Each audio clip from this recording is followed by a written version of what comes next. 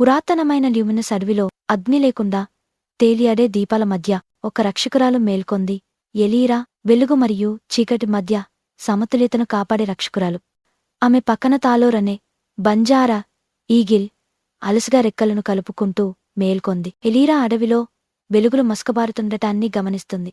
ఒక పురాతన శాపం మళ్లీ చలించటం ప్రారంభమైంది. చెట్ల మధ్య చీకట్లు నెమ్మదిగా జారుతుండగా తాలోర్ మార్గనిర్దేశంతో ఎలీరా లుమారా అనే మర్చిపోయిన శైలిని కనుగొంటుంది. ఆమె నీల రత్నహారంలో నుండి వెలుగు మరింత ప్రకాశిస్తుంది. ఇది కాలంలో మర్చిపోయిన ఒక జ్ఞాపకానికి స్పందనగా ఒక అడవి ఆత్మ ఆవిర్భవించి సమతుల్యతను పునరుద్ధరించాలంటే హార్ట్రూట్ చెట్టును మేల్కొలపాలని హెచ్చరిస్తుంది. కాని ఆ ప్రయాణం ఒక త్యాగాన్ని కోరుకుంటుంది. ఎలీరా మరియు తాలోర్ ఎకోస్ నది, ప్రతిధ్వని నది దాటి వెళ్తారు. అక్కడ నీళ్లు ముక్కాలను కాదు, భవిష్యత్తులను ప్రతిబింబిస్తాయి.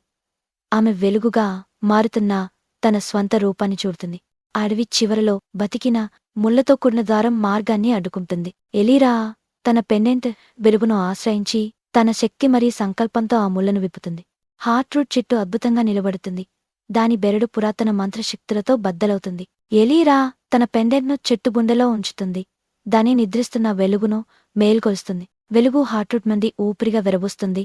చీకట్లో అంతా కనుమరుగవుతాయి. దీపాలు మళ్లీ మెరుస్తాయి. తాలోర్ గగనతలంలో విజయధ్వనిగా గర్జిస్తుంది. ఎలీరా అడవిలో కలిసిపోతుంది. ఆమె రూపం ఇక వెలుగు మరియు గాలిలో మిగిలే ఒక మర్మమైన నిస్సగ్గమై తాలోర్ మౌన పహరాదారుడిగా ఆకాశంలో విహరిస్తూ ఉంటాడు. ల్యూమినస్ అడవి మళ్లీ ప్రశాంతంగా నిద్రించుతుంది.